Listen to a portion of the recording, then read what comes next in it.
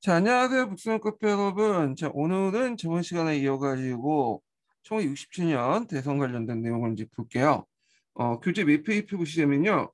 644페이지 펴보세요. 자, 여기 이제 동백리 사건 얘기하다가 이제 막 들어가기 전에 끝난 것 같은데, 그 전에 이제 67년 대선이 있었어요. 그러니까 이제 박정희가 대통령 후보로 나간 두 번째 대통령 선거죠. 그래서 이때 이제 경제발전 성과를 내세웠고, 박정희가 윤보선을 꺾고 그 제6대 대통령으로 당선됐다. 예, 이렇게 이제 보시면 되고, 그 다음에 이제 좀 몇 달 있다가 총선이 있었어. 국회의원 그 선거가 있었는데, 자, 이때 이제 제일 중요한 게 뭐냐면, 다음에 대통령 선거 때는 이제 박정희가 출마를 못해요. 왜냐면 그 헌법에 삼선 금지 조항이 있거든요. 그래서 이제 이 헌법을 뜯어 고쳐야지 다음 선거에 나설 수 있기 때문에 이 삼선 개헌이 되게 중요했어. 예. 그래서 이 삼선 개헌을 하기 위해서는 그 국회의원의 어떤 3분의 2를 확보할 필요가 있죠. 개헌 저지선을 뚫어야지만 이게 그 헌법을 개정할 수 있잖아요. 그래가지고 이제 그 당시 삼선 개헌을 이제 뭐냐면 확보하기 위해서 그 당시 뭐 부정선거를 한 것 같아요. 그래서 이제 6.8 부정선거를 하니까 그 당시 그 비판 여론이 이제 거세지고 중앙정보부에서 이제 공안 사건 조작한 게 있는데 그게 뭐냐면 동백립 간첩단 사건이야. 예. 그 실체에 대해서 이제 여러 가지 설이 많긴 많은데 일단 그 내용을 보면요. 제가 이제 요거 관련돼 갖고 음, 내용을 조사했는데 잠깐만요. 예, 보죠.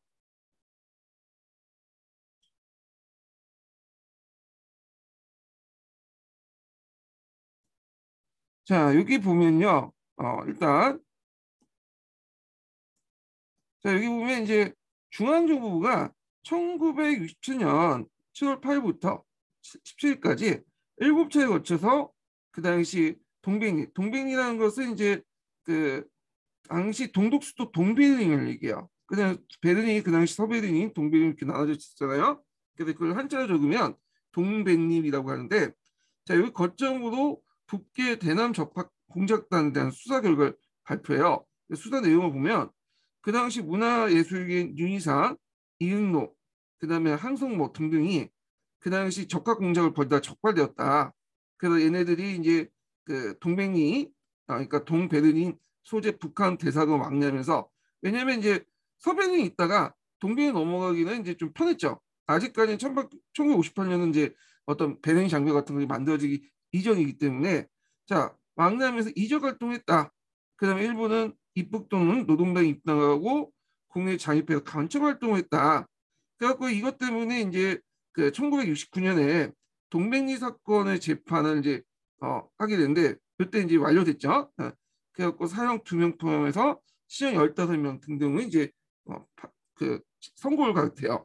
자, 근데 이제 나중에 이제 조사해 보니까 요게 이제 거의 이제 동백님이 수사 강제 연예인이나 고문 이런 것도 있었고 그다음에 이제 또 문제는 어 그 서베등에 있었던 독일의 서독에 있었던 유학생이나 교민을 서독의 허락 없이 강제 연행을 해요.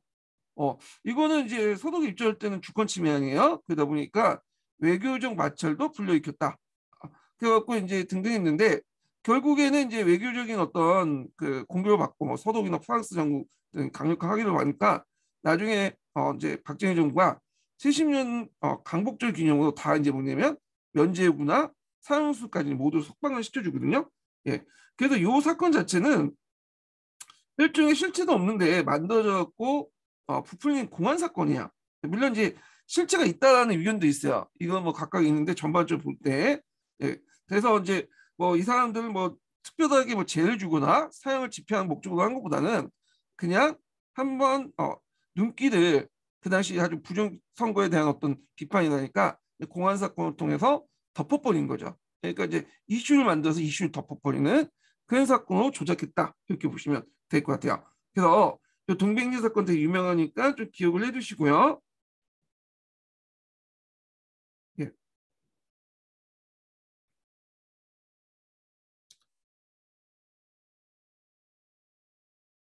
예. 자 이렇게 보고 자, 그 당시 잠깐 이게 이쪽이나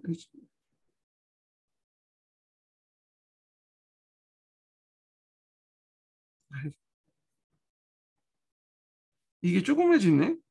제 편집을 다시 할게요. 예, 처음 하다 보니까 예. 자, 그래서 이제 이런 동맹리 사건이 있었다 이렇게 보시면 될 것 같고, 자, 삼성 개헌을 위한 개헌을 볼게요. 삼성 개헌하기 전에 국내에서 중요한 사건이 터졌어요. 그걸 좀 보면 이 삼성 개헌이 이제 1969년 9월 달에 일어났거든요. 근데 이제 그 전에 무슨 사건이 일어났냐면 한반도를 긴장하는 고조되는 사건이 일어났어요. 특히 1968년에 이게 집중적으로 일어났는데 대표적인 사건이 1.12 사태죠. 그 무장 게릴라들이 청와대에 습격한 사건이죠. 그래서 이제 이때 31명이 청와대를 갔다가 도중에 발각이 돼갖고 이제 결국에는 그 사살되고 몇 명은 이제 다시 입국을 하고요. 그런데 이제 그때 유일하게 이제 잡힌 사람이 김신조였죠. 예. 그래서 이 김신조를 이제 유일하게 잡혔고, 하여튼 그때 그 계기로 해가지고 여러 이제 사건들이 이제 그 여러 조치들이 이루어지는데, 자, 이때 이제 그 우리가 청와대 뒷산 입산 금지 있죠. 지금 이제 윤 정부가 등장하면서 청와대 뒷산을 이제 개방을 했잖아요. 자, 이때 금지시켰고, 특히 이제 남자분하고 연결되어 있는 분인데 군대 갔다 온 남자분들은 알겠지만 향토 예비군을 창설했죠.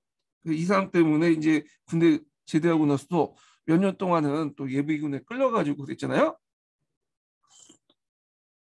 자, 그래서 항토 예비군이 구성되었다. 그 다음에 여기 플러스 여기 안 나왔지만 또 이제 이런 무장공비를 효율적으로 색출하기 위해서 뭘 만들었냐면 주민등록증을 만들었어요. 예, 주민등록증 같은 것들을 만들어가지고 그 당시 이제 무장공비들이나 간첩들을 색출하려고 했다 그런 거죠. 그래서 요때 이제 만들었어요 주민등록증.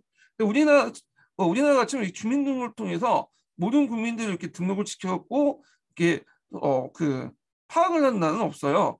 일본이나 미국 같은 나라도 어떤 특정한 뭐 사회보장제도 카드라든지 그다음에 그 자동차 운전면허증 같은 것들을 통해서만 일부분 정보를 알 수 있어도 이게 효율적인지 모르겠지만 하여튼 이런 식으로 일괄적으로 이제 했다 이렇게 보시면 될 것 같고, 그 다음에 이제 미국 정찰공함이었던 푸에프로 사건이 있어요. 그래서 이제 이 푸에프로가 원산만 입건해서 이제 뭐냐면 정찰 활동했다가 북한에 납북된 사건이 있었거든요.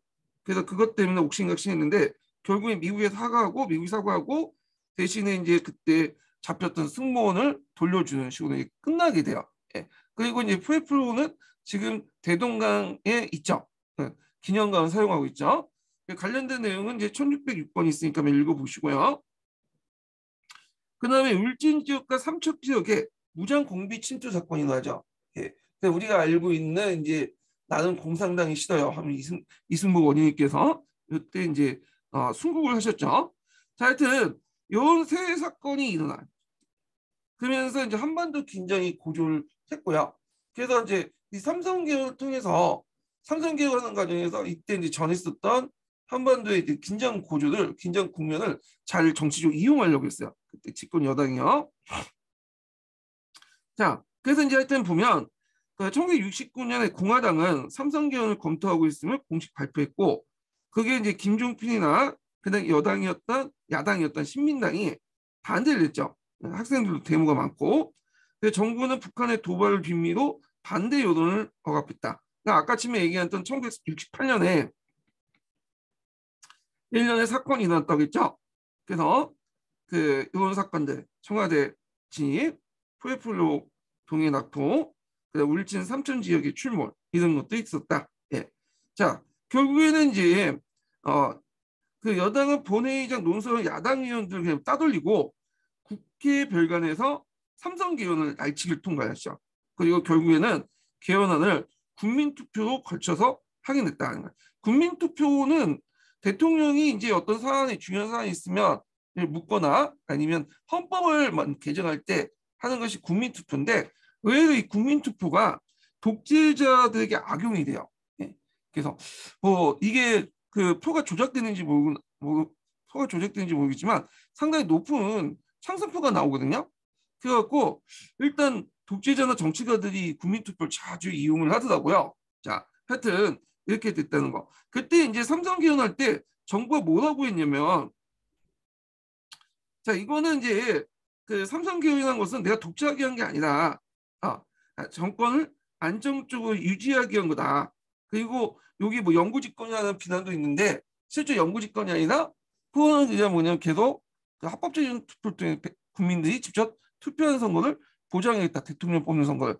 그 약속을 했는데 실제적으로는 안 됐죠. 예, 이거 거짓말이고 그 명분은 조국의 근대화, 민족 중흥의 가업을 달성을 하고 그때 반발을 하니까 위승원 선포에서 막아버리고 결국은 앞에 있는 것 같이 이제 특별담화를 통해서 그 약속을 했지만 실질적으로는 뭐냐면 그 영구 집권의 의도가 있었다. 그리고 삼성 개혁을 통해서 이제 선거를 하죠. 그래서 이제 그때 선거를 계기로 해서 그 한동안 국민이 대통령을 직접 못 뽑게 되는 거죠. 예, 뭐 이렇게 되는데 자, 그다음에 결국에는 이제 삼성 그 개헌이 가능하고 그 헌법을 만들고 나서 또 세 번째로 출마를 하죠. 1971년 대선인데 이때 이제 그 상대편 야당으로 나왔던 사람이 누구냐면 신민당의 김대중이에요. 박정희가 간신히 이 김대중 대통령을 누렸죠. 네. 눌려서 이겼죠. 신승을 했어. 그래갖고 이제 그때 김대중이 이제 연설에서 한 유명한 말 있죠. 이번 대통령 이후에는 그 국민이 직접 대통령 뽑을 수 없을 것이다. 그 예언했는데 진짜 그렇게 됐죠. 자, 하여튼 그래가지고 이제 박정희가 이제 당선이 됐던 거고, 자, 그래서 1971년 대선 관련된 그 박정희하고 김대중 후보의 공약 관련된 내용이 그 교과서에 있어요. 그래서 그거 한번 찾아서 보세요. 요 관련된 내용이. 그래서 이제 결국에는 간신히 이겼다. 이렇게 보시면 되고요. 여기에서 좀 볼 수 있는 게 뭐냐면 야당은 도시에도 상당히 표가 많았어요. 특히 이제 그 도시 지역이나 수도권 지역이나 호남표가 되게 많은데 그 여당 같은 경우에는 주로 이제 뭐냐면 농촌 지역, 경상도 지역, 특히 경북 지역에서 상당히 많은 표를 얻게 되죠. 자, 하여튼 이렇게 지역 대립 양상이 있었다. 이렇게 보시면 될 것 같아요. 자, 그 다음에 이제 총선에서도 공화당이 승리했죠. 그런데 그러다가 이제 신민당은 개헌 저지선을 확보했어. 이게 뭐냐면 3분의 1 이상을 확보했다는 거죠. 그래서 공화당이 이제 개헌안을 만들어갖고 밀어붙이는 게 불가능했다. 이렇게 보시는 거예요. 자, 그러니까 이 과정에서 이제 의회를 통해서 개헌을 불가능하니까 의회를 무시하고 그냥 넘어가려고 했던 것이 유신 체제죠. 유신 체제. 자, 그래서 이제 이렇게 보면 자, 유신 체제의 이제 그 배경을 볼게요. 유신 체제는 유신헌법이 공포되고 나서 박정희가 죽을 때까지 시대를 얘기하는데 대개 보면 4차 그러니까 사공화국을 얘기하죠. 유신헌법을 바탕으로 사공화국을 얘기한다. 그러면 배경을 볼게요. 자, 국내 정세를 보면 그날 성장 일변도에 치닫던 한국 경제가 경기 침체를 맞이하게 되고 그래서 이제 제1차 쇼크가 일어났죠. 제1차 오일 쇼크가 1960년대 말에는 미국의 수입 규제와 무분별한 산업 착오에서 원리금 상환 부담이 커져 어려움에 직면하고 있었고 또 자신들이 편법을 국회에 통과시킨 삼선으로 제안된 그 대통령 선거법도 문제. 그러니까 삼선 개헌까지는 가능한데 4선은 이상은 못하도록 된 거야. 그래서 더 하려니까 뭔가 특별한 조치가 필요했던 거죠. 예. 그 다음에 이제 여러 가지 경제 개발을 통한 그 각종 문제가 빈발하게 돼요. 요건 안 나와 있는데 여기에서 이제 보면 이제 전태일 분신 사건 같은 것들. 예. 요거 교과서에 나왔죠. 예. 그래서 전태일 분신 사건은 이제 그 당시 그 살인적인 근로 개선을 위한 전태일 분신 근로 개선을 위한 전태일 분신은 그 학생, 지식인, 종교적 인사들이 노동운동에 관심을 갖는 계기가 돼요. 예. 그래서 이제 학생, 지식인들, 그러니까 대학 출신자들이 노동운동에 적극적으로 동파를 하고 동참했는데 이때 이제 586 세대들이 많이 들어가게 되죠. 예. 그 다음에 대한항공 빌딩 농성 사건이나 강주 대단지 사건이 있어요. 이게 뭐냐면 그 당시 이제 그 서울에 판자촌이 많았어요. 그 미관상 안 좋으니까 그 판자촌에 살고 있는 사람을 왜냐면 정부가 강주에 대단지 그러니까 일종의 주거지를 만들어 놓고 거기에 이제 옮겨 살게 했어. 근데 문제는 집만 뻔들하게 만들어 놓고 그 관련된 인프라 시설을 못 만든 거야. 뭐 상수도, 하수도, 뭐 오물 처리장 거기다가 또 이제 교통도 되게 불편하고 근데 거기 있는 사람들이 그 주로 먹고 사는 게 서울 가서 이제 그냥 일하는 이동직이거든요. 그러니까 서울로 가려는 수단이 없는 거야. 그러다 보니까 이제 그쪽 사람들이 대단히 뭐 열받아갖고 폭동을 일으킨 사건이 있어. 이게 강주 대단지 사건인데 이 강주 대단지는 이제 지금 어디냐면 성남이야, 성남. 음. 그러니까 성남 구시가지 있죠. 분당은 이제 나중에 성남에서 이제 노무현 정권 때 노태현 정권 때 만든 일식 제1 신도시고 일기 신도시고 요 성남이 예전에 강주였어요. 예. 강주에서 나중에 나오거든요. 그래서 요 성남이 원래 이제 원 구시가지가 여기 이제 뭐냐면 판자촌 사람들 이렇게 모아갖고 만든 건데 여기에서 일어났던 거죠. 자, 그래서 이제 이렇고 거기다가 이제 대통령 선거에서 야당인 김대중 후보가 을 간신히 이겼죠. 예, 박정희 대통령이. 그래서 다음 선거 때는 도저히 이들 야당을 이길 수 없다고 생각한 것 같아. 이런 국내적 요인 때문에 그렇고 또 이제 앞에 이제 7.4 남북공동선언이 있었잖아요. 그래서 이걸 이제 통일 문제와 관련돼서 권력을 영장하는 수단을 이용했다. 그 7.4 남북공동선언의 결과와 관련돼 갖고 예전에 한번 기출문제 났거든요. 그래서 7.4 남북공동선언의 결과 박정희는 독재 체제를 뭐냐면 하려는 유신 헌법을 공포했고요. 그 다음에 이제 그 김일성 같은 경우에는 주석제 신설들을 이제 뭐 포함된 사회주의 헌법 같은 것들을 만들어갖고 각각 남북 간의 어떤 독재에 이용하죠. 통일 문제를요. 자, 이거 관련돼 갖고 예전 기출문이 나왔어요.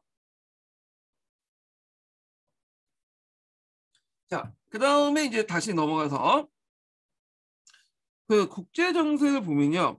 미국의 닉슨 도트의 발표에 드러났듯이 기존의 아시아 정책은 또 후퇴하였고 미국과 중국 관계가 정상화하는 등 동서 진영의 평화 공정 분위기가 형성됐다. 그러니까 미국이 이제 닉슨 도트를 발표하면서 아시아 문제는 아시아에서 해결해라. 너희들이 내전에서 우리는 더 이상 도와주지 않겠다. 핵 우산을 제외하고는 도와주지 않겠다. 이렇게 이제 얘기하죠. 그래서 이걸 통해서 이제 미국이 베트남에서 발을 떼려고 했죠. 그러니까 이제 한국에도 영향을 미친 거야. 거기에다가 또 이제 뭐냐면 미국이 이제 주한미국 국면을 줄여요. 원래는 한 4만 명 정도, 5만 명 정도 되는데 한계 사단을 빼 다른 쪽으로. 그래서 규모가 4만 정도 이렇게 축소가 돼. 자, 그래서 이제 해빙 분위기고 평화 공정 분위기가 되자 적대적 공정이나 냉정 분위기를 통해서 그 정권을 유지했던 남북한 지도자들이 큰 위기감을 느끼죠. 특히 북한 같은 경우에도 냉전 체제가 이제 허물고 그런 대탕트가 되니까 뭐 소련이나 중국부터 지원이 좀 뜸하기 시작했죠. 나름대로 위기의식이 느끼게 된 거야. 예. 그래서 이런 것도 좀 기억을 해두시고요. 거기에다가 이제 아까 얘기한처럼 여기는 안 적혔는데 주한미군 철수. 그러니까 다 철수한 게 아니라 일부가 철수됐죠. 네. 자, 그런 것들 좀 보시면 될 것 같아요. 그래서 이제 이렇게 있고 아까 이제 대내적 분위기에서 얘기했던 그 남북 공동선언 있죠. 이게 이제 07년 기출문제에 나왔는데 이게 원래 통일 파트 이렇게 넘어가서 이렇게 봐야 되는데 일단 여기에서 볼게요. 그냥 자, 소련과 미국이 이제 자신을 지켜주지 못할 것을 인식한 김일성과 박정희는 대탕트 분위기에 편승해요. 각각 남한에 각각 이제 특별 사절단을 보냈는데 남한에는 이유약이 평양에 갔고 북한에 박영철 서울에 보내서 남북 간의 관계 개선과 통일 문제에 관한 합의 내용을 조정했다. 이렇게 보시면 될 것 같아요.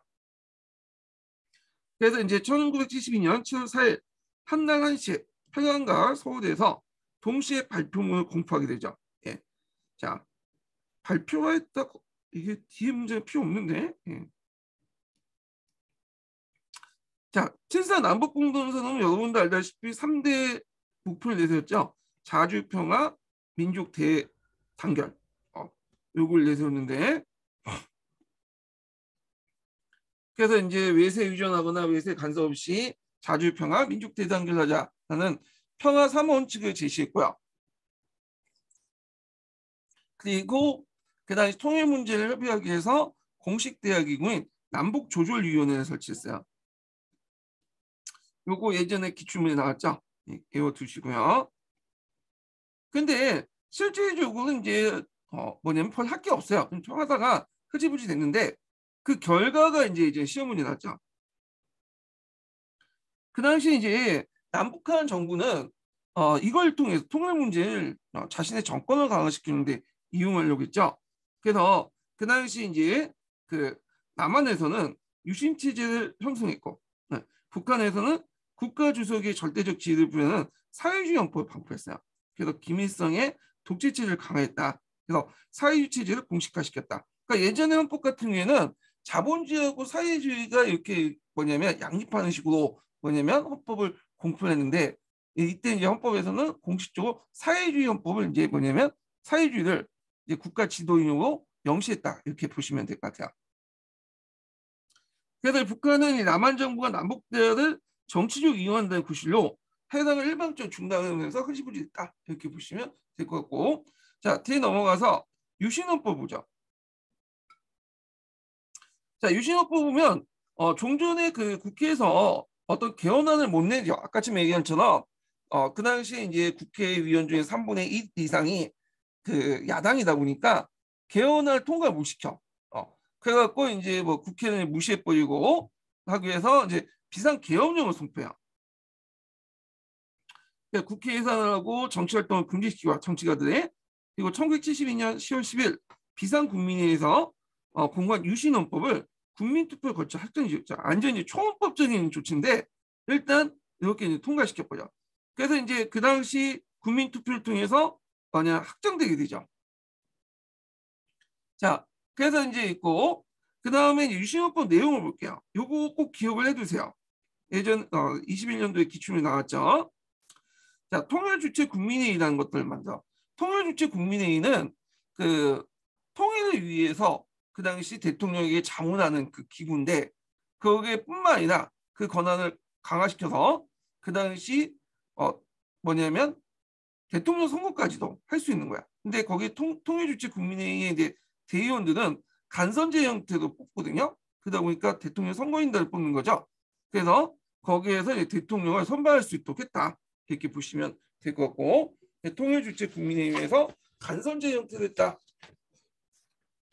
통일주체 국민회의가 두 번 열렸어요. 8대와 9대가 열렸는데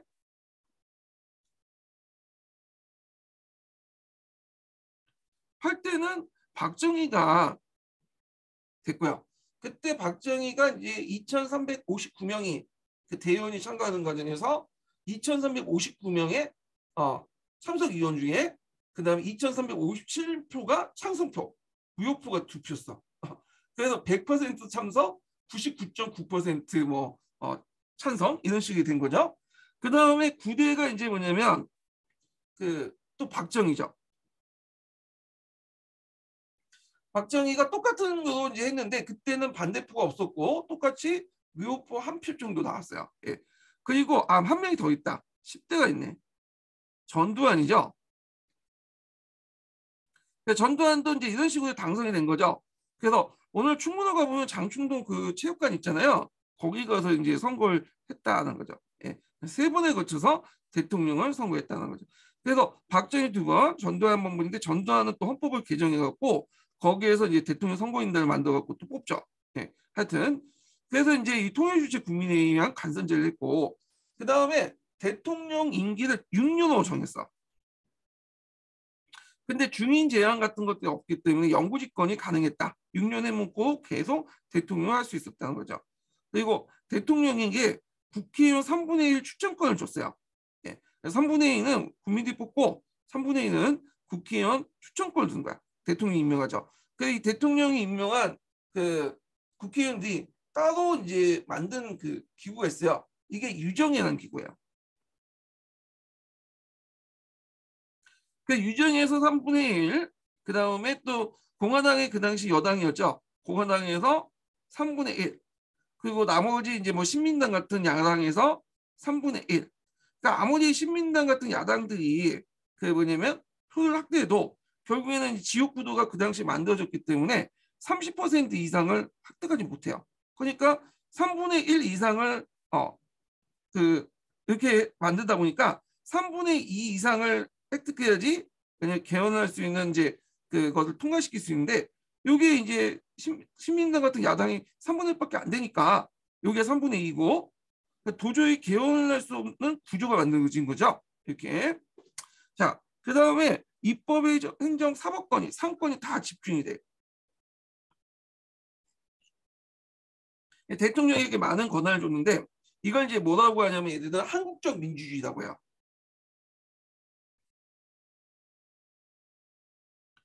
자, 우리가 이제 민주주의는 하지만 서양식 민주주의는 우리 체제에 안 맞는다. 지금 우리는 이제 뭐냐면 북한하고 대적하고 있고 국내의 위기를 상황이 있다. 그래서 그것을 극복하기 위해서는 대통령이 강력한 권한을 줘야 된다.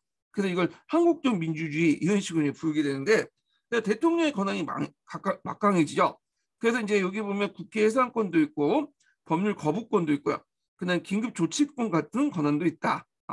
법률 거부권 같은 경우는 뭐 지금도 있죠.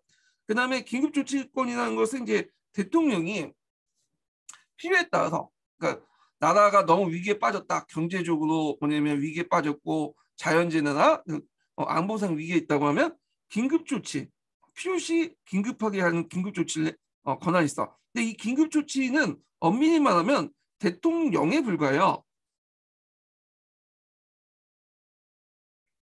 그러니까 이제 법에 이제 또 서열이 있죠. 제일 위에가 있고 헌법이 있고 그다음에 법률이 있고 그다음에 법령이 있고 그다음에 밑에 뭐 조칙 뭐 이런 것도 있는데 일개 대통령 어 행정령 그 대통령이 일종의 이제 법령 대통령령이 명령이 법률보다 헌법보다 더 위에 있는 거야. 그러니까 일단 긴급조치권이 이제 발동이 되면 그 상위법들 헌법이나 법률보다 더 위에 그 행정 대통령령이 더 위에 있다. 이게 이제 이거죠. 이건 약간 편법이죠. 편법보다는 문제가 있는 거죠. 자, 그런데 이 긴급 조치를 이제 그때그때마다 이제 내리죠. 예, 그 박정희 대통령이. 그다음 헌법 개정의 발안권도 있고, 그다음 대법원장과 헌법위원장 임명권도 있고 뭐 있는 건데, 뭐 이런 거는 지금도 있죠. 자, 하여튼 이렇게 있고, 그 다음에 이제 1972년 대선을 볼게요. 자, 이렇게 이제 국민투표를 통해서 이제 유신헌법을 만들고 그 유신헌법을 통해서 뭐냐면 대통령 선거를 했는데 그때 통일주체 국민회에서 99.92% 놀라운 득표율로 제8대 대통령으로 당선됐다. 완전히 이제 그 북한의 선거와 비슷하죠. 총선에서도 공화당이 압승을 했죠. 그 다음에 또 유신 정우회들이 의원도 해서 개헌 저지선 3분의 2 이상을 이제 확보하게 된 거야. 예. 자, 그러면서 이제 이렇게 했는데 이거에 대해서 이제 유신 반대 운동이 일어나기 시작해요. 유신 반대 운동이. 특히 이제 그 계기가 됐던 것이 뭐냐면 김대중 대통령 납치 사건이에요. 중앙정부가 일본에서 유신 반대 운동을 벌였던 김대중을 납치해서 동해에 가갖고 동해에서 이제 쭉 해갖고 김대중을 동해에서 수장시키려고 했는데 사전에 이제 미국이나 이런 나라에서 알게 된 거야. 그래서 박정희한테 압력을 줬죠. 그러니까 이제 박정희가 이제 눈치를 보면서 김대중을 잡아와서 저기 이제 김대중 집에 몰래 이렇게 풀어준 사건이 있어. 하여튼 그래가지고 이제 그게 반유신 운동의 어떤 계기점이 됐던 건데 1973년 그 12월 24일 장준하 이 사람은 이름 좀 외워두시라고 했죠. 사상계를 썼던 사람, 사상계는 잡지를 발간했던 사람이죠. 자, 그 사람들 중심으로 해서 100만인 헌법 개정 청원운동을 전개했고요. 그 다음에 1973년 9월에 천주교 신부들이 정의구현 사제단을 조직했어요. 원래 이제 천주교 같은 게 정치에 별로 간섭은 없었는데 일제 강점기 때부터 이때부터 일부 천주교 신부들이 이런 것들 조직을 했다. 그래서 독재에 대항을 했다는 거죠. 그다음 해직된 언론인들이 언론 자유 수호 투쟁 같은 것들을 전개를 했고요. 그 전개하는 과정에서 이제 거기에 참여했던 동아일보나 뭐 이런 기자들이 대고 해고됐죠. 예, 이런 것들. 그리고 그 전에 이제 뭐냐면 동아일보 이제 기자회고 사건 이전에 뭐가 있었냐면 동아일보가 이제 그 당시 하도 비판적인 어떤 그 기사를 많이 실어놓으니까 또 언론 자유 수호 투쟁의 어떤 중심 역할을 하니까 그 당시 이제 그 정부가 동아일보에게 뭐냐면 어, 동아일보의 광고주들에게 압력을 둬서 동아일보의 광고를 못 넣도록 했어. 그러다 보니까 이제 그 당시 동아일보가 상당히 재정이 상당히 곤란해지기 시작하죠. 그러니까 국민들이 백지 광고를 해갖고 돈을 주면서 광고를 넣게 했어요. 그러니까 백지 광고 내용이 별로 의미가 없어요. 그냥 심내시다. 그래서 이런 식으로 운영을 했던 거죠. 그래서 이제 더 안 되니까 이제 동아일보 사주들 압력을 해서 동아일보 기자들 다 잘라내고 그때 이제 잘라낸 기자들이 나중에 만들어 놓은 게 한겨레 신문이에요. 한겨레 신문. 그래서 제가 한겨레 신문을 예전에 20대 때 많이 봤거든요. 근데 지금 거의 안 봐요. 예. 거의 뭐 똑같이 됐어. 그러니까 자, 하여튼 이렇게 있고 이어서 함석현, 김대중, 윤보선 이런 인사들이 유신 체제와 경제 논리를 전면적으로 비판하는 3.1 민주 구국선언을 발표하죠. 그래서 이제 긴급조치 철폐, 구속인사 석방, 언론 출판 집회 자유보장 이런 것들 내세우는데 3.1 민주 구국선언은 교과서 읽어보시면 많이 나오거든요. 사료에. 한번 보세요. 부생 사료 나왔고 자 그렇게 이제 유신 반대 운동이 나니까 이제 그 당시 박정희 정권은 긴급 조치를 이제 발행을 하죠. 예. 그 긴급 조치를 1호부터 해갖고 9호까지 이렇게 발행을 하는데 발표하는데 자 긴급 조치 내용을 보면요.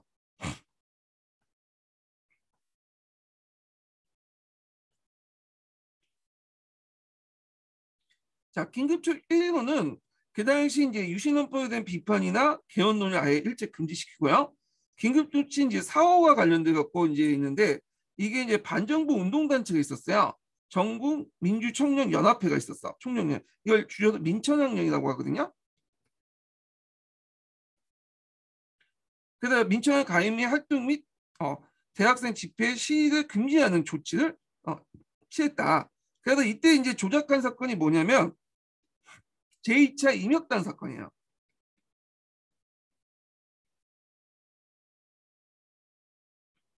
공안 건설께서 이제 뭐냐면 그 당시 이제 공암 사건을 이제 전담하는 공안 검사도 있었는데 얘네들이 공공의 안정에 이제 핑계를 해서 원래 공안이라는 뜻이 공공의 안전이잖아요. 그래서 이제 간첩 사건을 많이 만들어 감첩 사건을. 그래서 그 당시 이제 어떤 식으로 조직 구도를 만들어 놓냐면 그 북한이 있어요.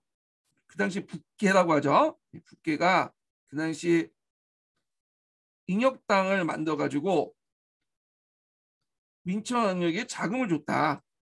그러니까 민청학령은 인혁당의 하부 조직이 되는 거야. 근데 이 인혁당 자체가 그 공안 그 검사들이 만든 가짜 조직이죠. 가상의 조직이야.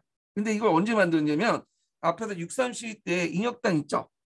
그 인혁당이 끌고 온 거야. 그래갖고 이때 만들어진 인혁당이 계속 살아서 북한의 지정을 받고 민청한테 자금을 주고 지시를 내렸다. 뭐 이런 식으로 이제 하죠. 그래서 이때 인혁당 관련된 사건들, 그 예전에 1차 인혁당 관련된 사건과 또 플러스 알파 붙여가지고 사람들 잡아서 뭐냐면 초단기적으로 간첩죄를 이제 씌워가지고 방공법 위반을 해서 사형을 때려버리죠. 그리고 사형을 때리고 나서 뭐냐면 그때 48시간도 안 돼가지고 8시간 만에 그 뭐냐면 사형을 시켜버려. 그래서 이제 그걸 뭐라고 하냐면 사법살인이라고 하죠. 그때. 그래서 이제 이렇게 해갖고 상당히 뭐냐면 국제적으로 욕을 얻어먹는 그 짓을 했다는 거죠. 네. 그래서 이걸 이제 뭐냐면 제2차 인혁당 사건 이렇게 이제 얘기하는데 자 이게 나중에 그 다시 재판을 받아서 이게 이제 무죄다. 고문으로 위해서 조작됐다. 그래서 이제 해갖고 이 죄가 이제 없어지게 되죠. 이 인혁당 사건 관련된 내용이 무죄 판결을 받으면서 재심 절차를 거쳐서 결국에는 어떻게 돼요? 예. 이게 공안 사건은 나중에 밝혀지게 되는데 자, 하여튼 요 조치와 관련된 것이 긴급조치 4호예요. 긴급조치 4호. 자, 긴급조치 9호는 뭐냐면 유신헌법 논란조차도 포괄적으로 금지시켜. 예. 그러니까 유신정법에 대해서 어떤 사람이 반대를 했어. 근데 그거에 대해 신문을 신었어요. 그러니까 신문을 신어놓은 그 자체도 못하게 하는 거야. 예. 그래서 이게 긴급조치 9호가 그 긴급조치의 어떤 백미라고 하거든요. 비판뿐만 아니라 이들 보도하는 행위까지 다 금지시켜. 예. 그러니까 아예 그냥 프레임 자체, 그러니까 논쟁 자체를 만들지 않도록 이렇게 한 거죠.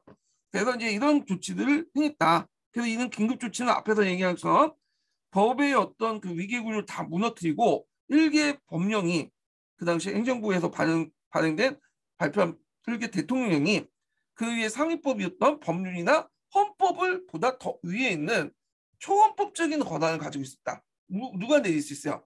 대통령이 내릴 수 있는 거죠. 예. 그래서 그 밑에 긴급조치 제9호가 있으니까 한번 읽어보세요. 예.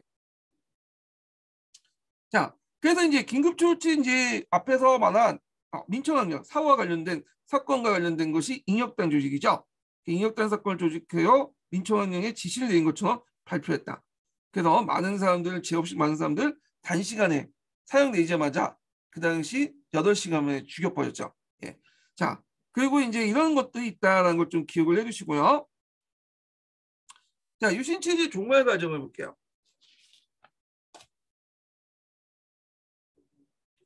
자, 배경을 보면 1970년대 말에 이제 유신체의 총체적 한계가 직면했는데 일단 1978년 총선에서 야당이 신민당이 득표율이 여당보다 높았고요. 예. 그래서 이제 이런 것도 있었고 그 다음에 미국 대통령 카터 대통령이 중화미국 철수와 인권 외교를 내세우면서 이 사람 유명하죠. 민주당 출신인데 박정희하고 별로 사이가 안 좋았어요. 인권 내세우면 이제 보수 정권하고 별로 사이가 안 좋죠.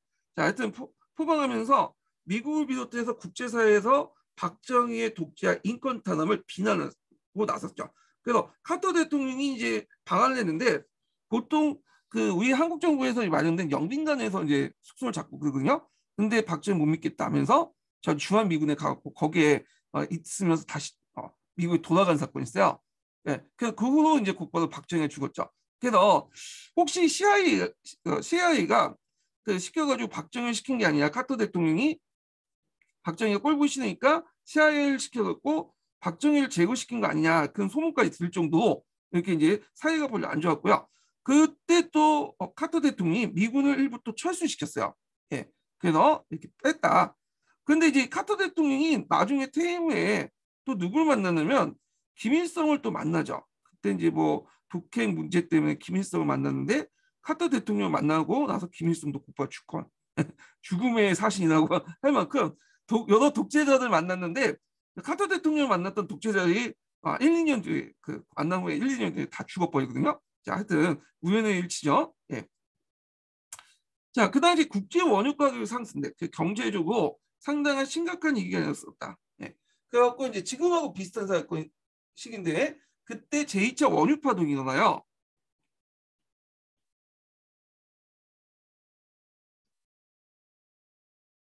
자, 그래서 제2차 원유 파동이 일어나면서 그 당시 한국 경제가 상당히 타격을 받았던 거죠.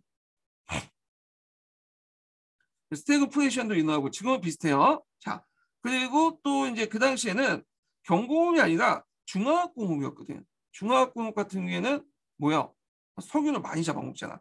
그러다 보니까 1차 석유 파동보다 원유 파동보다 훨씬 더 타격이 컸던 거야. 그래갖고 계속 이제 상승세를 걷던 그 한국 경제가 그 당시 79년, 80년대에 잠깐 마이너스 경제로 이렇게 돌아설 정도로 상당히 그 당시 경제 침체기였다. 이렇게 보시면 될 거죠. 근데 이런 것들이 후에 이제 어떤 사건이 연관에 나오냐면 예전에 박정희가 계속 정권을 유지할 수 있었던 게 장기간 경제 성장 때문에 유지될 수 있는데 그걸 통해서 자신이 약간 정치 못하고 독재자도 국민들이 그냥 눈 감아주고 무마해주고 넘어갔거든요. 근데 2차 석유 파동이 일어나고 경기가 침체되고 여러 기업들이 도산되니까 이제 문제가 터져 나오기 시작한 거야. 그게 이제 터져 나온 계기가 됐던 것이 YH 무역 노조 사건이거든요. 자, 요게 이제 YH 무역 노조 사건이 뭐냐 하면 원래 YH라는 기업이 있었어요. 이 기업이 오늘날만 하면 뭐 대기업 정도 되는 기업이에요. 주로 이제 뭘 하는 거냐면 옷을 만들거나 그런 어떤 기업이거든요. 가발 같은 것들을 이제 만들고. 근데 YH 무역이 그 당시 2차 원유 파동 때문에 이게 이제 도산을 한 거야. 근데 이 기업 대표가 그 당시 YH 무역 노조에 일하는 여공들에게 돈을 안 주고 돈을 이제 임금을 떼먹고 지불 하지 않고 저쪽 미국 도망간 거죠. 자, 그러니까 이제 이 YH 노조에 있었던 그 여공들이 화가 나가지고 어디 가냐면 신민당사에 갔어요. 그래서 신민당사를 점거했어. 그래서 이제 신민당 같은 경우에는 이 기회를 이용해서 이제 박정희 정권을 이제 공격하기 좋으니까 얘네들이 이제 들어와서 정권 농성을 그냥 지원해주고 방치해줬죠. 근데 이제 신민당에서 농성을 하면 신민당이 알아서 이제 처리할 건데 신민당이 정부 그 경찰에 요청하지 않음에도 불구하고 경찰이 신민당에 들어가서 직접 이 YH 무료 노조의 여공들을 때려잡기 시작한 거야. 그리고 이제 그때 YH 무료 노조 여공 중에 한 명이 그 경찰에게 이제 뭐냐 똥도 뿌리고 막 그랬어요. 옷도 벗고 막 그런 시위를 했는데 그 과정에서 YH 무용 노조원 중에 한 명이 옥상에 떨어져 죽은 거야. 사고로. 그러니까 이제 이거에 대해서 상당히 이제 뭐냐면 김영상이 그 당시 신민당의 그 총장이 그 김영상이었거든요. 당수가. 그래서 당수였던 김영상이 이제 항의를 하고 국회에서 그런 사건이 나서. 그러니까 이제 이거에 대해서 이제 그 박정희 정권이 김영삼을 체포한 사건이 나왔다. 자, 그러니까 이제 김영삼의 정치적 고향이 어디였냐면 마산과 부산이었죠.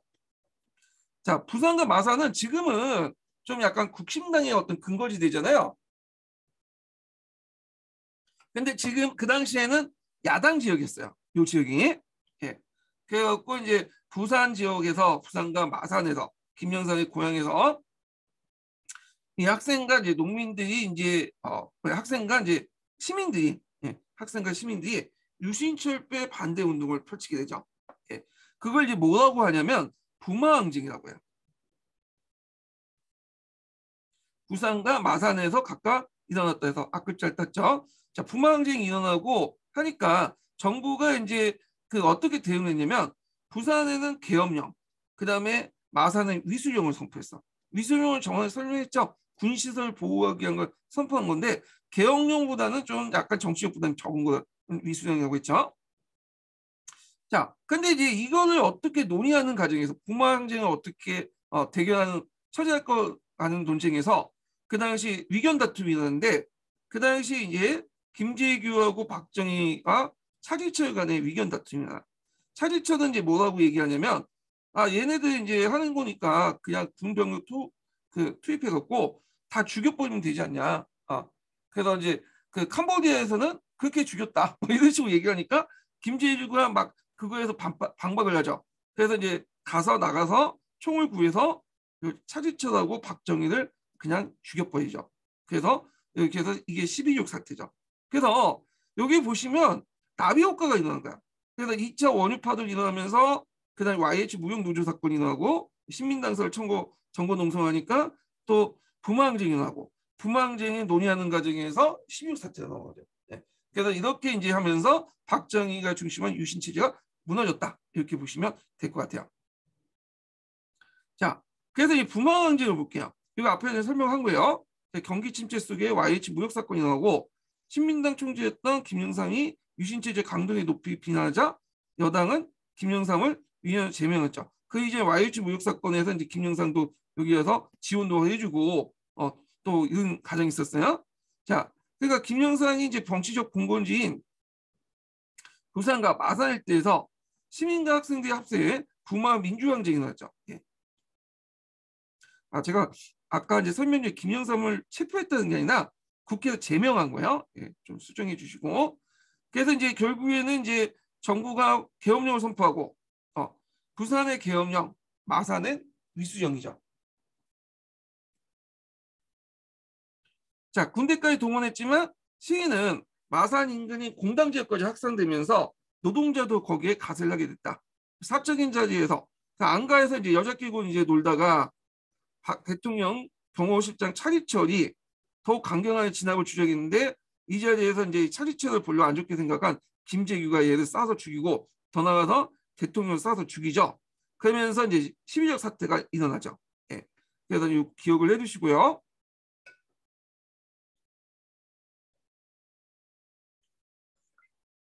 그래서 이제 김재규가 이제 차지철과 박정희를 쏴서 죽인 다음에 어디로 갈까 고민했어. 그래서 김재규가 중앙정보부 갈까, 원래 김재규 중앙정보부장이잖아요. 육본으로 갈까 이렇게 하다가 그냥 중앙정보부 간 게 큰 실수였죠. 육본으로 가서 일단 군대 통수권을 장악을 했어야 되는데 이게 이제 실패했기 때문에 결국에는 잡혔죠, 나중에. 자, 그 다음에 이제 12.6 사태가 일어나고 나서 이제 그 최규하, 그 당시 국무총리였죠. 보통 헌법에 의하면 이제 대통령이 이제 유구 시에는 그 다음에 이제 권력 순위가 그 최규하였어요. 국무총리였던 최규하. 최규하가 이제 대통령이 됐죠. 그래서 12 사태 이후에 이제 위기관리 내각을 역할했지만 각계 또 자유화 요구가 증대되고 불안한 상태였고, 그때 이제 등장했던 사람이 누구냐면 전두환을 중심한 그 신군부 세력들이죠. 이 신군부들은 이제 하나의 나는 사적 조직을 만들었어요. 전두환 노태우가 이제 친구잖아요. 얘가 이제 11기인데 64 11기가 나름 그 선배 기수보다 나름대로 자부심을 갖고 있었던 기수거든요. 얘네들부터 이제 보통 우리가 생각하는 64 4년제가 시작되죠. 그리고 이 전두환은 예전에 박정희가 쿠데타가 일어나니까 육군 사관생들을 이끌고 왔고 그 5.16 쿠데타 지지선을 했던 사람이야. 예. 그래서 지지해서 행진해서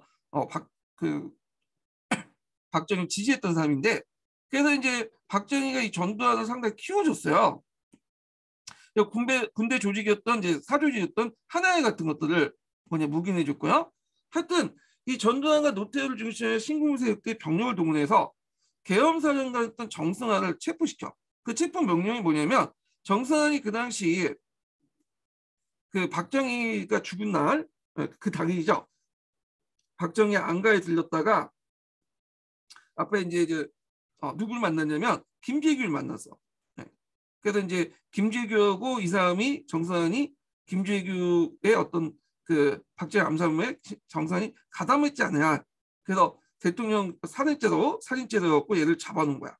그러니까 얘가 포스타고 그다음 전두환이 투스타죠. 투스타가 보안부 사령관이 육군 참모총장을 잡아들이는 하극상이 일어난 거죠. 이건 이제 12.12 사태라고요. 그래서 이제 군권을 장악하고 이제 정치 실권까지 장악했다. 그때 이제 학생들이 유신헌법 폐지, 전두환 퇴진, 비상계엄 폐지 등을 요구하는 시위를 하게 되는데, 이때 서울역과 시청 앞에 모여가지고 대규모 시위를 하게 돼요. 예. 그래서 이제 이때 이제 했는데 좀 하다가 거기 그대로 있어야 되는데 그냥 철수를 해버렸죠. 예. 그래서 철수하니까 그때 신공세력들이 5월 17일 날 전국 계엄령을 때, 예전까지는 그 박정희 대통령 죽을 때까지는 제주도를 제외한 지역만 계엄령을 했는데 이때 전국적 계엄령을 확보했다. 그래갖고 이제 일제 금지 그 정치 활동을 금지하고 그다음에 김대중 주요 정치 인사들 구속을 해버리죠. 자, 그래서 김대중 대통령이 구속됐다고 하니까 그냥 그 소식을 들은 강주 지역 대학생들이, 원래 그 김대중 대통령의 정치 고향이 전라남도 그 전라도 일대잖아요. 시위를 하게 되고 결국에는 이제 계엄군이 출동을 해서 무자비하게 진압을 했죠. 그러면서 강주 시민까지 합세하면서 그 5.18 민주화 운동이 일어나죠. 예, 이렇게. 그래서 이렇게 이제 그 당시 이제 박정희가 죽고 그 후에 신군부가 뭐냐면 5.17 전국의 계엄령 확대 전까지를 뭐라고 얘기하냐면 서울의 봄이라고 해요. 예. 서울의 봄이라는 건 뭐냐면 독재 체제가 무너지면서 봄에 올 것 같은 그런 것이었죠. 예. 그냥 그렇게 봄이 오진 않았지만 그렇지만 안개의 전국이었어. 앞으로 어떻게 될지 몰라. 예. 그래서 하여튼 이런 상황이었다, 이렇게 보시면 될 것 같아요. 자, 그 다음에 이제 6월 민주항쟁은 뭐 다 아니까 그냥 넘어갈게요. 시험 문제 나올 것 같진 않고, 제가 이제 6월 민주항쟁 관련돼 갖고 6월 민주항쟁에나 강주 민주화 운동이죠. 예. 6월 민주화 항쟁이 아니라. 예. 그래서 강주 민주화 운동 관련된 내용을 이제 있는데 5.18 민주화 운동 이 내용 있죠. 예. 그래서 이제 관련된 자료를 이렇게 밑에다 적어놨어요. 예. 최근에 이제 임을행진국, 위안행진국의 논란이 좀 있었죠. 예. 일지들 쭉 보시면 될 것 같고요. 자, 그 다음에 이제 그 전두환 대통령은 그 당시 국가보위 비상대책위원회를 설치해요. 군정을 실시하죠. 예. 원래 군정 기간이 짝강해갖고 이제 곧바로 이제 선거를 또 해갖고 민주가 넘어가기 전 하지만 민정이 물론 이제 그 전두환이 독재를 하는 형태이겠죠. 하여튼 이렇게 했다. 그래서 국가보상 보위 비상대책위원회 설치해서 행정사법 정반을 거쳐서 주요 업무를 처리했다. 그래서 국가보상 비상대책위원회를 뭐라고 하냐면 국보위라고 하죠. 그래서 이제 사령관을 누구를 임명하냐면 상임위원장 누구를 임명하냐면 전두환을 임명했어. 그때 전두환은 보안사령관 그리고 기무대라고 하죠. 지금 중앙정보부 서리를 중심으로 해서 신부 관계세력들 구성된 최고 군사회의석 성격을 갖고 있어요. 그래서 실제로 군정을 실시했다 이렇게 보시면 돼요. 그러면서 이제 사회 통제를 강화시켰는데 보충 규제가 진행되고 있어요. 보충 규제 몇 페이지를 보시면 784페이지 보세요. 정치인들 활동을 통제하고요. 그래서 김대중을 잡았죠.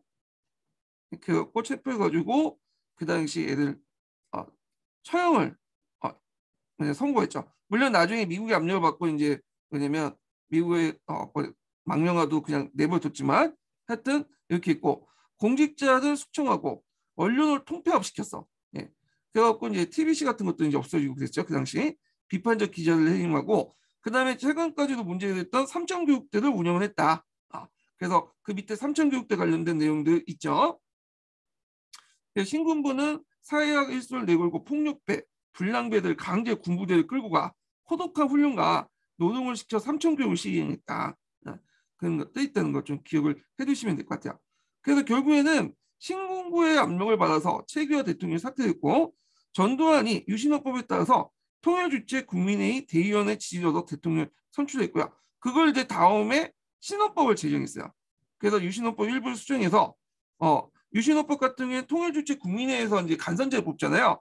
대통령을 통일주체 국민회의가 아니라 미국처럼 선거인단을 구성해서 간접선거 뽑는 식으로 대통령을 뽑는 식으로 신헌법을 개정하죠. 임기 7년 단임으로 이렇게 했고 결국에는 또 전두환 대통령이 당선됐어. 그러니까 전두환 대통령은 두 번 거쳐서 대통령이 된 거야. 그러니까 통일주체 국민회의에서 한 번 됐고 그 다음에 헌법을 개정해갖고 그 다음에 이 개정된 헌법에 따라서 간선제를 또 이렇게 해서 대통령이 당선이 됐고요. 그래서 이제 이렇게 이제 오공화국이 출범하니까 앞에는 좀 약간 긴장감이 있는 정치를 했잖아. 공포 정치를 하고. 근데 이제 계속 그렇게 하던 국민들의 지지를 받지 못하니까 좀 약간 이제 풀어주는 정치를 했어요. 그래서 기존의 정치인들의 활동을 해금시키고요. 그 다음에 해외 여행 자유화를 하고 통행 금지를 해제시켰다. 이렇게 보시면 될까요? 통행 금지가 상당히 중요한 게 뭐냐면 예전에는 새벽 12시 정도 되면 5시까지 밖으로 돌아가지 못했어. 그래서 그때 이제 명복은 이제 일제 강점기 때부터 이제 뭐냐면 치안 유지나 간첩 활동 금지 등등 여러 가지 명목을 통행 금지했는데 요걸 이제 풀어준 거죠. 예. 그때 또 교복 자유화 정책도 펼쳤고요. 하여튼 이런 정책들을 펼쳤다. 그러니까 그때 이제 뭘 했냐면 또 장발 같은 걸 단속을 이제 금지시켜요. 장발 단속을 이제 안 하죠.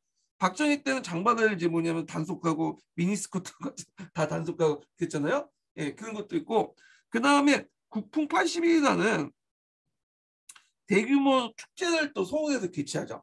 그래서 국민들의 눈을 이쪽으로 다 쏠리게 3S 정책의 일환이라고 보시면 돼요. 예, 이것도 비슷한 맥락에서 한 거죠. 자, 뭐 이렇게 해서 이제 국민들에게 상당히 좀 약간 그 자유를 많이 주려고 했다. 이렇게 기억을 해두시면 될 것 같아요. 예. 자, 그 다음에 이제 6월 민주항쟁으로 넘어갈게요. 자, 6월 민주항쟁은 이제 보면 그 당시 민주화 운동이 추진되죠. 그래갖고 그 당시 이제 민주화 추진 협의회가 결성이 되고요. 그때 이제 김영삼이 이제 회장으로 해갖고 민주화 추진 협의회가 결성이 돼. 그래서 그때 이제 김영삼이 그 단식 투쟁도 부리고 벌이고 그 당시 또 여러 활동을 했어요. 예. 그다음에 강주 민주화 운동의 진상 규명과 책임자 처벌 요구하기 시작해요. 왜냐면 이제 예전에 강주 민주화 운동이라니까 이제 신군부에서 그 당시 이거는 뭐냐면 그 북한의 성동을 받은 빨갱이들이 익힌 거다. 막 이런 식으로 얘기를 했거든요. 근데 이런 사실들이 나중에 거짓이라는 걸 알려지게 되죠. 그러면서 그런 것들을 요구하게 되고 그 당시 이제 어떤 일이 있었냐면 그 대학생들이 미국 문화원 방화 사건을 일으켜요.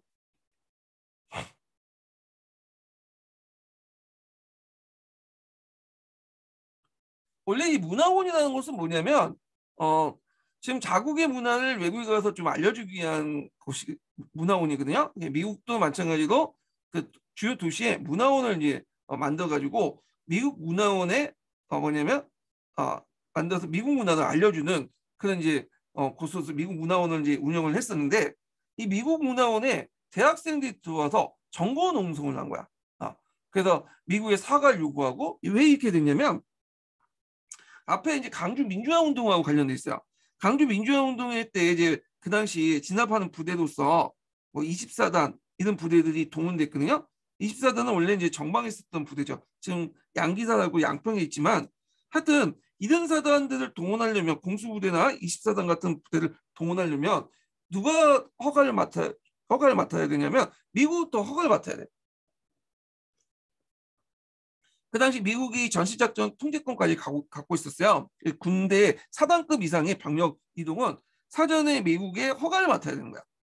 근데 미국이 그냥 허가를 해줬으니까 이게 24단이나 공수사단이 강주 민주화운동에 진압을 했겠죠.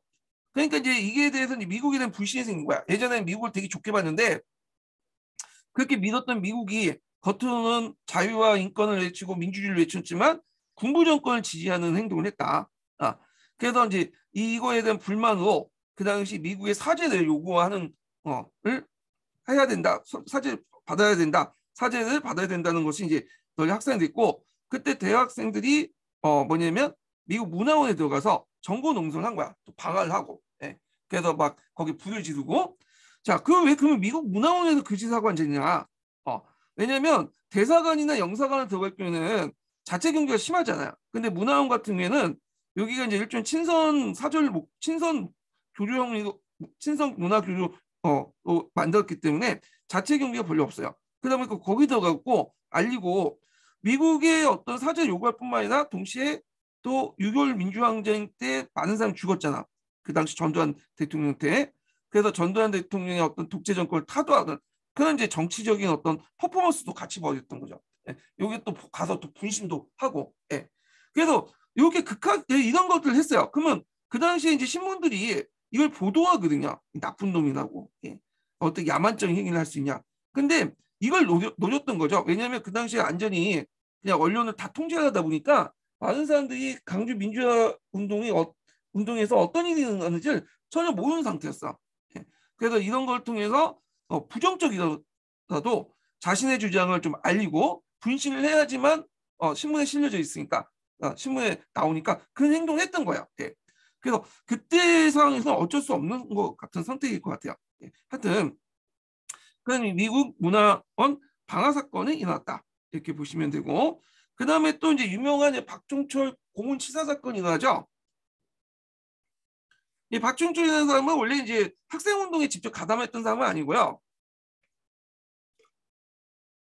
서울대 언어학과 학생이었는데 그 선배가 그 학생운동을 하다가 도망갔어요. 그래갖고 경찰이 그 같이 친했던 박종철을 이제 붙잡아갖고 남산에 끌고 가서 이제 뭐냐면 물고문을 했는데 얘가 죽어버린 거야. 예. 그래서 이게 나중에 알려지게 되죠. 그래서 이제 그 왜 죽였냐, 죽었나 그랬더니 그 당시 이제 경찰이 아주 이상한 발표를 하죠. 딱 쳤더니 하고 죽었다. 예, 말이 돼요? 그래서 나중에 이제 양심 있는 의사가 이제 박준철 사체를 뭐냐면 검시했던 의사가 이제 이 사람은 물고문 당했다 하면서 알려지면서 상당히 파장을 불러일으켰고 거기다가 이제 부천 경찰서에서 성고문 사건도 일어나죠. 예, 뭐 등등. 자, 이런 사건들이 일어났다. 그래서 이제 그 당시 권인숙인가는 그 대학생인데 부천 경찰서 지하조사실에서 조사받던 중에 성고문 당한 사건이 있어요. 예. 자, 그런 사건이 있었고, 그 다음에 여기에서는 안 나왔지만 6월 민주항쟁에서 이제 들어간 대표님 정치적 지형도 좀 변화가 일어나요.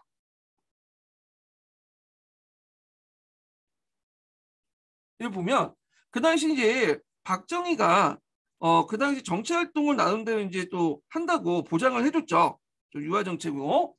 그러면서 박정희가 또 무슨 당을 만들었냐면 민주한국당이라는 걸 만들었어요.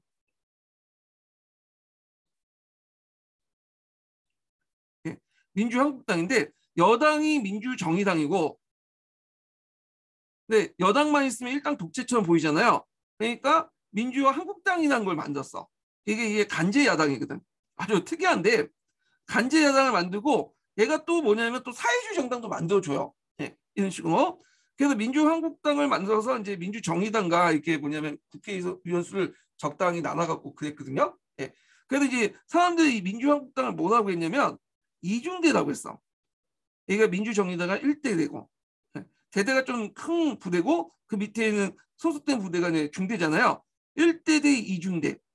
제가 또 기억이 안 나서 3소대도까지 있어. 하여튼 그 간제 여당들을 만들었다. 그 간제 여당 중에 제일 큰 데가 민주한국당이야. 이걸 이중대라고 해 이제 비하해서 비판을 받았는데 지금도 이중대는 말 많이 들죠. 예. 하여튼 이 민주한국당이 그 당시 내세워서 이제 간제 여당을 만들어놨는데 문제는 이제 김영삼과 김대중이 나중에 정치 활동이 다시 재개되면서 그 당시 이제 야당을 만들기 시작하죠. 신한민주당을 결성해요. 이 신한민주당한테 발리기 시작한 거야. 그래갖고 신한민주당이 이제 그 당시 그 민주한국당을 지키고 거의 민주정의당과 걸맞게 대선에서 큰 승리를 하게 되죠. 예. 그래갖고 이제 있고 그러면서 이걸 이제 바탕으로 해서 야당을 중심으로 해갖고 그 당시 개헌 운동을 하게 돼요. 예. 그래서 인천에서 이제 뭐 대통령 직선제 개헌 시위 운동도 하고 그런 상황이었어. 자, 그래서 이제 이때 이제 무슨 사건이 나냐면 그 당시 이제 시위하는 과정에서 이한열이라는 사람이 있죠. 여기 안 나왔나? 시위하는 과정에서 연세대학생 이한열이 체류탄을 맞아 사망한 사건이 나오고 이게 이제 6월 민주항쟁 전국적 확산의 어떤 계기가 되었다. 이렇게 보시면 돼요.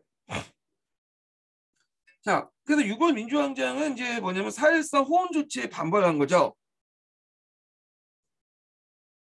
그래서 이제 4.13 호원 조치는 전두환 대통령이 기존에 그 간선제 중심의 헌법 개정을 그대로 유지하겠다. 그런 거니까 이거에 대해서 이제 호원 철폐 독재 타도도 내세우면서 이제 공격하죠. 그리고 전두환 대통령이 그 전에 또 그 자기 친구였던 노태우를 민주정의당의 대통령 후보 정해놨거든요.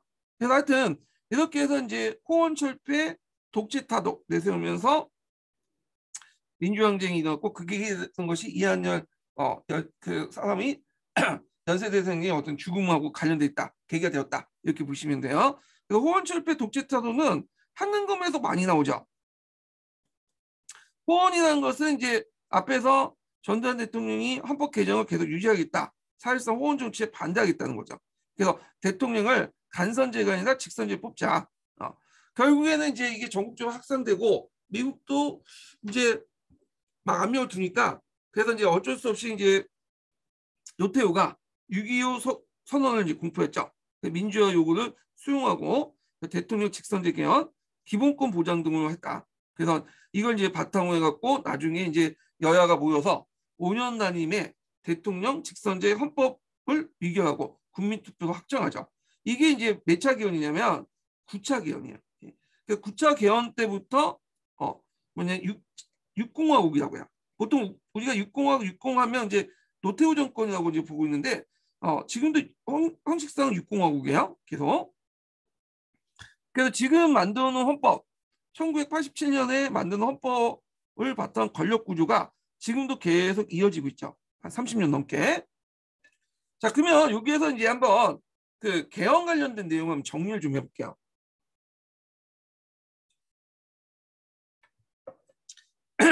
자, 우리나라 개헌은 9차례가 이루어졌어요. 1차 개헌, 재헌헌법부터 해서 쭉 해서 9차례 개헌이 있었는데, 자, 1차 재헌헌법 때는 권력 구조가 대통령 간선제, 국회 단원제였죠.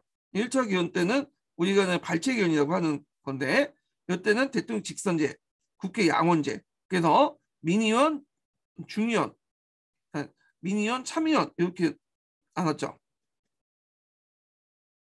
이게 하원, 그다음에 이게 상원. 근데 실질적으로는 요거는 양원제지만 실질적으로는 단원제다. 네. 참여연 선거 안 했어요. 이때. 자, 그다음에 이제 그래서 이제 1차 개헌 때, 2차 개헌 때 다 국회 양원제지만 단원제 형태였고요. 2차 개헌은 우리가 이제 말하는 4.4.5.2 개헌이죠. 그래서 초대 대통령에 한해서 이제 뭐냐면 중임 제한을 철폐시켰죠. 대통령 직선제도 이제 했고, 그 다음에 이제 3차 개헌 때는 허정 정부가 가도내각 때 만들어갖고 나중에 2공화국이 만들어지는데, 이때 민주당 정권이 출범했죠. 위원 내각제고, 그래서 그 총리가 실질적으로 이제 권력갖고요. 대통령은 국회에 선출돼서 상징적인 존재였다는 거. 그래서 있고 4차 개헌 때 잠깐 조금 개헌이 나요. 예전에 말한 것처럼 이제 3.15 부정선거 관련자를 처벌하려니까 이미 지나간 사건들 이제 예전법 가지고 뭐냐면 처벌할 수 없으니까 소급특별법을 만들어. 그러니까 원래 법이 한번 제정하고 나서 그 이전까지 그 사건들은 처벌할 수 없거든요. 근데 소급할 수 있는 권한을 만드는 거야. 예. 그다음 박정희 정부 때 3번의 개헌이 일어나요. 5차 개헌은 대통령 직선제 국회 단원제. 예. 이때 5.16 군사정변이 일어난 그 이후에 만들어진 법이죠. 그 공화당 정권이 수립되고, 그다음 6차 개헌 때는 대통령 직선제를 하죠. 이때 앞에서 얘기한 대통령 3선이 허용되고, 7차 개헌 때는 대통령 권한을 강화시키죠. 그래서 기본권을 보장한 대통령 간선제, 그래서 유신헌법이라고 하는 것을 했다. 그 다음에 전두환이 등장하고 나서 앞에서 8차 개헌 하는 건데 7년 단임의 대통령 간선제, 그래서 선거인단 간접선거를 하고, 그 다음에 이제 9차 개헌 때는 이제 노태우 정권 넘어가기 직전이죠. 그래가지고 5년 단임의 대통령 직선제, 기본권 보장을 했다. 6월 민주항쟁 같은 것들이 반영됐다는 거죠. 그러니까 우리는 지금 9차 개헌 때 1987년에 만들어진 헌법 개헌을 바탕으로 해서 지금 권력 구조가 만들어지고 있죠. 이게 또 안 되네. 잠깐만요.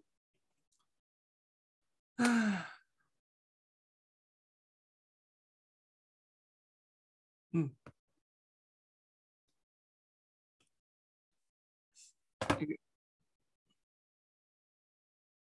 되네요. 네. 자, 하여튼 이렇게 해서 한번 정리를 해봤다는 거 좀 기억을 해두시고, 그래서 이런 내용들 봐두시면 되는데 실제로 박정희 정권 이후부터는 안 나올 것 같아요.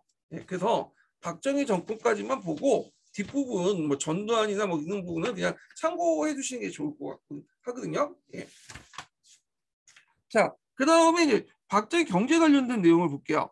박정희 경제 관련된 내용이 예전에 기출에 좀 나왔어요. 박정희가 그래도 경제는 확실히 잡았죠. 예, 그래서 제일 잘한 부분인데, 자, 그래서 이 관련된 내용은 잠깐 좀 쉬었다 갈게요. 이거는요. 예, 그래서 첫 번째 인증번호 알려드릴게요. 첫 번째 인증번호는 50번입니다. 첫 번째 인증번호 50번입니다.